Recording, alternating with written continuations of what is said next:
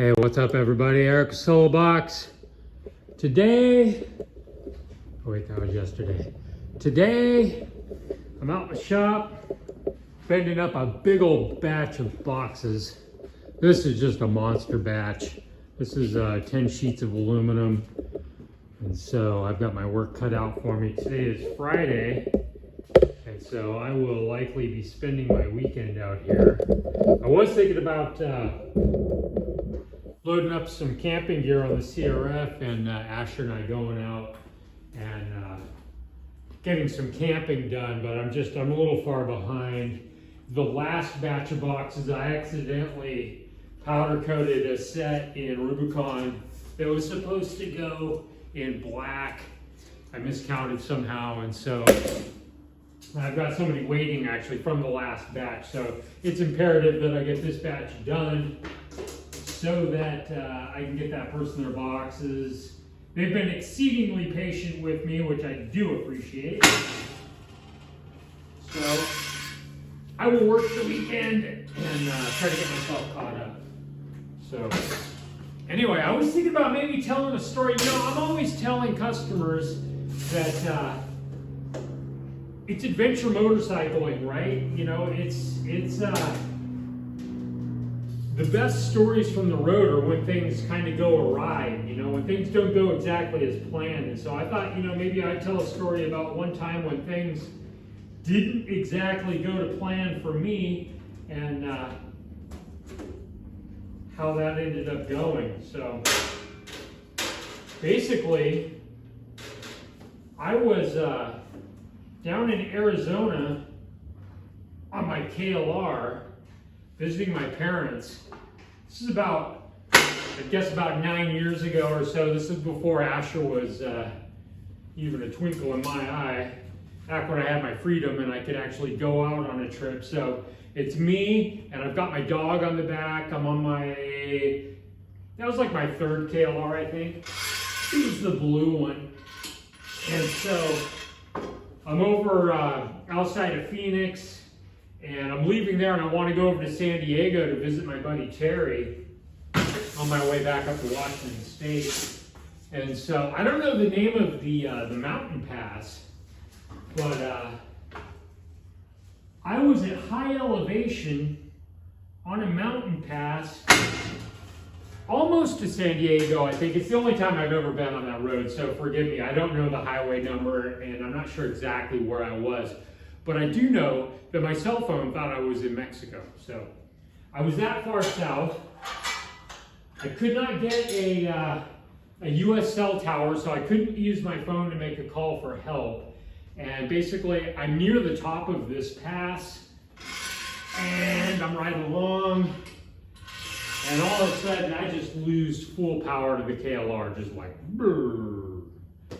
I'm on the side of the road now. It's a complete yard sale. I've got all the plastic and shit torn off of the bike.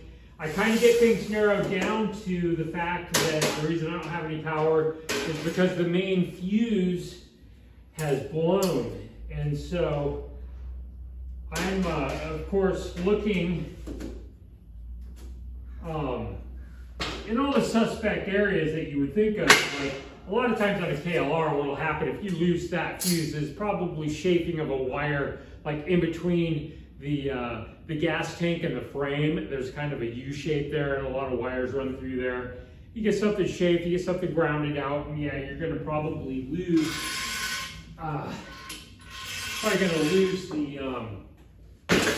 the fuse. And so I'm like checking everything out, and I'm getting nowhere with that. I think I had the spare fuse, but that actually comes with the bike. I think there's a spare one kind of down in that area of the bike, and I think I put that one in and it immediately blew, so I'm kind of scratching my head. On another note, you know, almost every time I've ever had a problem when I'm out on the road with the bike, it's been electrical. And so I do carry electrical tools. I carry a tester and a little butane soldering iron and stuff, because it's almost always electrical issues, especially with my KLR stuff. So anyway, I ended up blowing the replacement fuse. I still haven't figured out exactly what is wrong.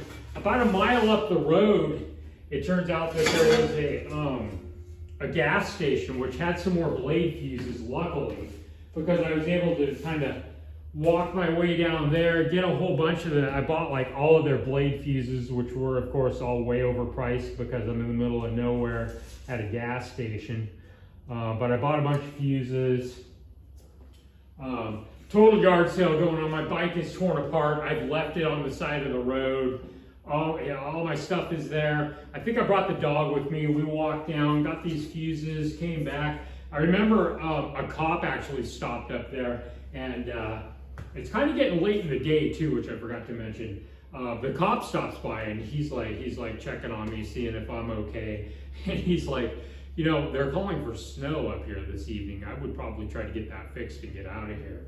Apart from that, he was of no help. But anyway, so now it's getting late in the day and my bike is broken down.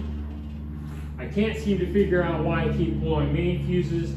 It actually blew the main fuse, the original one, so badly that it actually melted it into the body of the fuse holder itself. Like I'm like digging that shit out. You know, I would probably still be out there except for just on a complete fluke. I can't remember exactly how it went, but I had noticed, I think when I replaced one of the fuses, when I turned it on, that the headlight didn't come on. And believe it or not, this is the craziest thing. What turned out to be wrong with my bike was actually inside the headlight bulb.